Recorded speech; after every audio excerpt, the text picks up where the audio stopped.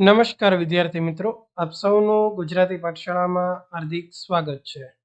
વિદ્યાર્થી મિત્રો, આજે આપણે ધોરણ 9 વિષય વિજ્ઞાન વાર્ષિક પરીક્ષા માટે અગત્યના પ્રશ્નોનું આજે આપણે થોડુંક સોલ્યુશન જોવાના છીએ. એની અંદર સૌપ્રથમ પ્રકરણ 1ના જે પ્રશ્નો છે, આપણી આસપાસમાં દ્રવ્ય, એના 2 માર્ક, 3 માર્ક, 4 માર્ક અને છેલ્લે થોડાક હેતુલક્ષી પ્રશ્નો પણ આજે આપણે જોવાના છીએ. તો શરૂ કરીએ. એનો પ્રશ્ન નંબર 1, તરવૈયો સ્વિમિંગ પુલમાં પાણીના પ્રવાહને કાપીને આગળ વધી શકે છે. અહીં દ્રવ્યનો કયો ગુણધર્મ જોવા મળે છે? તો દ્રવ્યના કણો વચ્ચે ખાલી સ્થાન હોય છે તથા દ્રવ્યના કણો એકબીજાને આકર્ષે છે. અહીં દ્રવ્યનો આ ગુણધર્મ જોવા મળે છે. બીજો પ્રશ્ન, નીચેનાને વધતી જતી ઘનતાના યોગ્ય ક્રમમાં ગોઠવો. હવા, ચીમનીમાંથી નીકળતો ધુમાડો, મધ, પાણી, ચોક, રૂ અને લોખંડ. તો સૌથી ઓછી ઘનતા હશે એ હવા, ત્યારબાદ ચીમનીમાંથી નીકળતો ધુમાડો, ત્યારબાદ રૂ, ત્યારબાદ પાણી, ત્યારબાદ મધ, ચોક અને છેલ્લે લોખંડ. આ એની ઘનતાનો ક્રમ આવશે. ત્યારબાદ પ્રશ્ન નંબર 3, કે કયો પદાર્થ દ્રવ્યની ત્રણેય અવસ્થાઓ સરળતાથી ધરાવી શકે છે? તો દ્રવ્યની ત્રણેય અવસ્થાઓ સરળતાથી ધરાવી શકે એ પાણી છે. કે પાણી છે એ ઘન સ્વરૂપે એટલે કે બરફ સ્વરૂપે હોય, પ્રવાહીમાં પાણી સ્વરૂપે હોય અને વાયુમાં પાણીની બાષ્પ સ્વરૂપે આવેલું હોય છે. પ્રશ્ન નંબર 4, વાયુનું પ્રવાહીકરણ એટલે શું?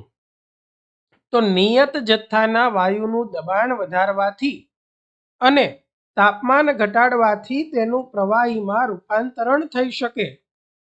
આ ક્રિયાને પ્રવાહીકરણ કહેવામાં આવે છે. પ્રશ્ન નંબર 5, નીચે દર્શાવેલ તાપમાનને કેલ્વિન માપક્રમમાં ફેરવો. 25°C અને 373°C. તો વિદ્યાર્થી મિત્રો, જ્યારે સેલ્સિયસને કેલ્વિનમાં ફેરવવું હોય ત્યારે જે સેલ્સિયસનો જે અંક છે એમાં 273 ઉમેરવાના, એટલે કે 25 + 273 એટલે 298 કેલ્વિન અને 373°C ને કેલ્વિનમાં ફેરવો એટલે +273 કરો એટલે 646 કેલ્વિન. ત્યારબાદ પ્રશ્ન નંબર 6, કે ગરમ તેમજ સૂકા દિવસોમાં કુલર વધુ ઠંડક આપે છે, શા માટે? તો કે ગરમ તેમજ સૂકા દિવસોમાં બાષ્પીભવનનો વેગ વધુ હોવાથી આ દિવસોમાં કુલર વધુ ઠંડક આપે છે. 7મો પ્રશ્ન, નીચેનામાંથી દ્રવ્યની અવસ્થા પ્રમાણે વર્ગીકરણ કરો. તેલ, ચોક, કેરોસીન, નાઇટ્રોજન, સ્ટીલ અને હવા. તો સૌપ્રથમ ઘનમાં કોણ કોણ આવશે? તો કે ચોક અને સ્ટીલ, પ્રવાહીમાં તેલ અને કેરોસીન, વાયુમાં નાઇટ્રોજન અને હવા. 8મો પ્રશ્ન, દ્રવ્યના કણોની લાક્ષણિકતાઓ જણાવો. તો દ્રવ્યના કણો સતત ગતિશીલ હોય છે એટલે કે તે ગતિજ ઉર્જા ધરાવે. તાપમાન વધતા કણોની ગતિજ ઉર્જા વધે છે. દ્રવ્યના કણો એકબીજામાં આંતરમિશ્રિત થયેલા હોય છે કારણ કે એક દ્રવ્યના કણો વચ્ચેના અવકાશમાં બીજા દ્રવ્યના કણો ગોઠવાય છે અને સમાન રીતે મિશ્ર થાય છે. દ્રવ્યના કણો એકબીજાને આકર્ષે છે. દ્રવ્યના કણો છે નિશ્ચિત દળ ધરાવે છે. ત્યારબાદ 9મો પ્રશ્ન. હવે અહીંયા થોડા પ્રશ્નો 3 ગુણના છે, અત્યાર સુધીના પ્રશ્નો 2 ગુણના હતા. તો 9મો પ્રશ્ન, પ્રવાહી અવસ્થાના ગુણધર્મો જણાવો. તો નીચે મુજબ પ્રવાહી અવસ્થાના ગુણધર્મો છે. એમાં પહેલું કે પ્રવાહી પદાર્થને નિશ્ચિત આકાર હોતો નથી પરંતુ તે નિશ્ચિત કદ ધરાવે છે. પ્રવાહીને જે પાત્રમાં ભરવામાં આવે તે પાત્ર જેવો તે આકાર ધારણ કરે છે. પ્રવાહીમાં વહનશીલતાનો ગુણ છે તેથી જ તેનો આકાર બદલાય છે. પ્રવાહી તરલ છે પરંતુ સખત નથી. ઘન અને પ્રવાહી પદાર્થોનું પ્રવાહીમાં પ્રસરણ સંભવી શકે છે. વાતાવરણમાંનો ઓક્સિજન અને કાર્બન ડાયોક્સાઇડ વાયુ પાણીમાં પ્રસરણ પામે છે અને કંઈક અંશે દ્રાવ્ય થાય આમ વાયુ પણ પ્રવાહીમાં પ્રસરણ પામી શકે છે. ઘન પદાર્થની સરખામણીમાં પ્રવાહીનો પ્રસરણનો દર વધુ હોય છે કારણ કે પ્રવાહી અવસ્થામાં દ્રવ્યના કણો સ્વતંત્ર રૂપે ગતિ કરે છે અને ઘનની સાપેક્ષે પ્રવાહીના કણો વચ્ચે અવકાશ વધુ હોય છે. પ્રવાહી ઘનની સરખામણીમાં વધુ સંકોચન પામી શકે છે. પ્રવાહીને દબાણ આપતા તેના કદમાં નહિવત ઘટાડો થાય, જેને પ્રવાહીનું અસંકોચન કહેવામાં આવે છે. તો આ પ્રવાહી અવસ્થાના ગુણધર્મો. ત્યારબાદ 10મો પ્રશ્ન કે બાષ્પીભવન ઉપર અસર કરતા પરિબળો સમજાવો. તો બાષ્પીભવન પર નીચેના પરિબળો અસર કરે. પહેલું કે સપાટીનું ક્ષેત્રફળ વધવાથી બાષ્પીભવન એ સપાટી પર થતી પ્રક્રિયા છે. સપાટીનું ક્ષેત્રફળ અથવા વિસ્તાર વધતા બાષ્પીભવનનો દર પણ વધે છે. જેમ કે કપડાં સૂકવવા માટે આપણે તેને પહોળા કરીને સૂકવીએ છીએ. તાપમાનનો વધારો એટલે કે તાપમાન વધવાથી વધુને વધુ કણોને પૂરતી ગતિ ઉર્જા પ્રાપ્ત થાય છે, જેથી તેમનું બાષ્પ અવસ્થામાં રૂપાંતરણ વધુ થાય છે. ત્યારબાદ ભેજની માત્રામાં ઘટાડો થવો. તો હવામાં રહેલી પાણીની બાષ્પની માત્રાને ભેજ કહેવાય. કોઈ નિશ્ચિત તાપમાને આપણી આસપાસમાં હવામાં એક નિશ્ચિત માત્રા કરતાં વધુ પાણીની બાષ્પ રહી શકે નહીં. જ્યારે હવામાં પાણીના કણોની માત્રા પહેલેથી જ વધુ હશે તો બાષ્પીભવનનો દર જે છે એ ઘટી જશે. પવનની ઝડપમાં વધારો કે એક સામાન્ય અવલોકન છે કે વધુ પડતા પવનમાં કપડાં ઝડપથી સુકાઈ જાય છે. વધુ પડતા પવનને કારણે પાણીની બાષ્પના કણો પવનની સાથે ઉડી જાય છે, જેથી આસપાસ પાણીની બાષ્પની માત્રા ઘટી જાય છે. ત્યારબાદ 11મો પ્રશ્ન કે હાર્વીને એક પાર્ટીમાં તેનું ખૂબ જ ગમતું શર્ટ પહેરીને જ જવું છે, પરંતુ સમસ્યા એ છે કે તે ભીનું છે. તો તમે આ સમસ્યાનું નિરાકરણ કરવા કયા પગલાં ભરશો? તો કે પાણીના બાષ્પીભવનનો દર નીચેની પરિસ્થિતિમાં વધે એ પગલાં આપણે ભરવા. કે શર્ટને પહોળો કરી સૂકવવાથી ક્ષેત્રફળ વધશે, જેથી બાષ્પીભવનનો દર વધશે એટલે ઝડપથી સુકાય. શર્ટને સૂર્યપ્રકાશ આવતો હોય ત્યાં સૂકવવાથી તાપમાન વધશે, પરિણામે પણ બાષ્પીભવનનો દર વધશે. શર્ટને પંખા નીચે સૂકવી પંખો ચાલુ કરવાથી પવનની ઝડપ વધવાથી બાષ્પીભવનનો દર પણ વધશે. તો આવા પગલાં ભરવાથી શર્ટ ઝડપથી સુકાઈ જાય અને હાર્વીને પહેરીને જઈ શકાય. 12મો પ્રશ્ન કોઈ પદાર્થના ગલન બિંદુએ અથવા ઉત્કલન બિંદુએ તાપમાન કેમ અચળ જળવાઈ રહે છે? કારણ આપી સમજાવો. તો કે કોઈ પણ દ્રવ્યની અવસ્થામાં થતા પરિવર્તન દરમિયાન તેનું તાપમાન અચળ રહે, કારણ કે દ્રવ્યને આપવામાં આવેલી આ ઉર્જા કણો વચ્ચેના પારસ્પરિક આકર્ષણ બળની ઉપરવટ જઈને દ્રવ્ય અવસ્થાને બદલવામાં વપરાય છે. તેથી તાપમાનમાં કોઈ પણ ફેરફાર દર્શાવ્યા સિવાય દ્રવ્ય આ ઉર્જાને શોષી લે છે.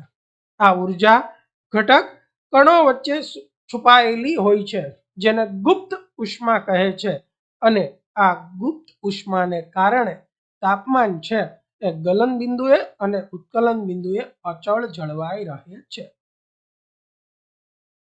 13મો પ્રશ્ન ઘન અવસ્થાના ગુણધર્મો જણાવો. તો ઘન પદાર્થને ચોક્કસ આકાર, કદ અને સીમા હોય. ઘન પદાર્થ પર બાહ્ય દબાણની ખાસ અસર થતી નથી, તેથી તે સંકોચન પામતા નથી. ઘન પદાર્થ તરલ હોતા નથી, આથી વહી શકતા નથી. બાહ્ય બળ લગાડવાથી ઘન પદાર્થ તૂટી શકે છે, પરંતુ તેમના આકારમાં ફેરફાર થવો મુશ્કેલ છે, આથી જ તેઓ દ્રઢ હોય છે. સ્પંજને આપણે દબાવી શકીએ છીએ, કારણ કે આ ઘટક કણોની વચ્ચે રહેલી જગ્યામાંની હવા બહાર નીકળી જાય, પરંતુ અવસ્થા બદલાતી નથી. 14મો પ્રશ્ન 4 ગુણનો પ્રશ્ન છે. વાયુ અવસ્થાના આપણે ગુણધર્મો જણાવવાના છે. પહેલું, વાયુ પદાર્થને પોતાનો ચોક્કસ આકાર કે કદ હોતું નથી, પરંતુ ચોક્કસ દળ હોય છે. બીજું, ઘન તેમજ પ્રવાહીની તુલનામાં વાયુનું સંકોચન ઘણી વધુ માત્રામાં થાય છે. આપણા ઘરમાં ખોરાક રાંધવા માટે વપરાતો પ્રવાહીકૃત પેટ્રોલિયમ વાયુ અથવા તો હોસ્પિટલોમાં વપરાતા ઓક્સિજન સિલિન્ડરમાં સંકોચિત વાયુ હોય છે. આજકાલ વાહનોમાં બળતણ તરીકે સંકોચિત કુદરતી વાયુ નો ઉપયોગ થાય છે. સંકોચનીયતા પ્રમાણમાં વધુ હોવાને કારણે વાયુના અતિશય વધુ કદને ઓછા કદ ધરાવતા સિલિન્ડરમાં સંકોચિત કરી શકાય છે અને આસાનીથી એક સ્થળેથી બીજા સ્થળે લઈ જઈ શકાય છે. ત્રીજું, કણોની ઝડપી ગતિ અને કણો વચ્ચેના વધુને વધુ ખાલી અવકાશને કારણે વાયુઓનું અન્ય વાયુઓમાં પ્રસરણ ખૂબ જ ઝડપથી થાય છે. વાયુ અવસ્થામાં કણોની ગતિ અસ્તવ્યસ્ત અને વધુ હોય. આ અસ્તવ્યસ્ત ગતિના કારણે કણો એકબીજા તેમજ પાત્રની દિવાલ સાથે અથડામણ અનુભવે છે. પાત્રની દિવાલ પરના વાયુ કણોના પ્રતિ એકમ ક્ષેત્રફળ દીઠ લાગતા બળને કારણે સાથે વાયુ દબાણ ઉદ્ભવે છે. હવે થોડાક હેતુલક્ષી પ્રશ્નો જોઈએ. નીચેનામાંથી કયો ગુણધર્મ પ્રવાહીની લાક્ષણિકતા નથી? 4 ઓપ્શન આપ્યા છે: તરલતા, ચોક્કસ આકાર, ચોક્કસ કદ અને સંકોચનીયતા. તો એમાં પ્રવાહીની લાક્ષણિકતા નથી, એ છે ચોક્કસ આકાર. બીજું, નીચે પૈકી કયું વિધાન દ્રવ્ય માટે ખોટું છે? તો આંતર આણ્વીય બળ મહત્તમ હોય એ વાયુ દ્રવ્ય માટે ખોટું છે. આકાર નિશ્ચિત નથી એ વાયુ માટે સાચું. કદ નિશ્ચિત નથી એ પણ વાયુ માટે સાચું. અને દબનીય છે એ પણ વાયુ માટે સાચું છે.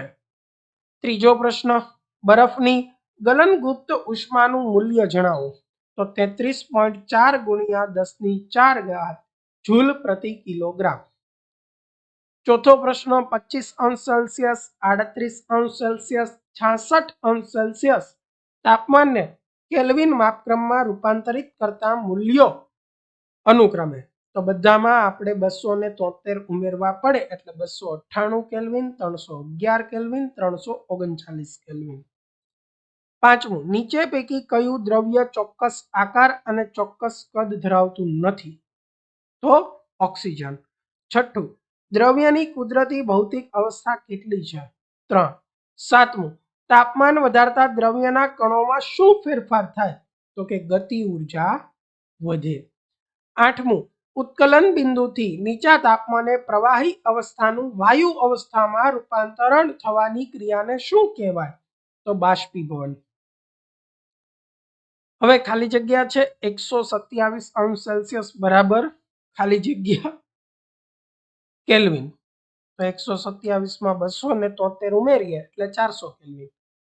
10મું, પાણીનું ઉત્કલન બિંદુ ખાલી જગ્યા કેલ્વિન 373. 11, દબાણનો એસઆઈ એકમ ખાલી જગ્યા છે પાસ્કલ. 12મું, દ્રવ્ય ખાલી જગ્યા અવસ્થામાં સપાટી પરના અણુઓ સરકી શકે છે તો કે પ્રવાહી. 13મું, તાપમાન વધતા પ્રસરણ વધુ ખાલી જગ્યા બને તો કે ઝડપી.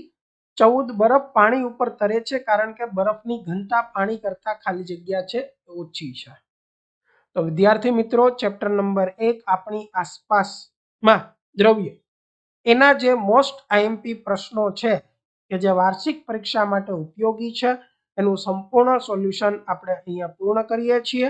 નેક્સ્ટ વિડીયોમાં ચેપ્ટર નંબર 2 સાથે ફરી મળીશું. આજે તમે જો અમારી ચેનલને સબસ્ક્રાઇબ ન કરી હોય તો ચેનલને સબસ્ક્રાઇબ કરો, બાજુમાં રહેલ બેલ આઇકોન જરૂરથી દબાવો જેથી કરીને આવા જ ઉપયોગી એવા વિડીયો આપને સૌથી પહેલા મળી રહે. Thank you for watching.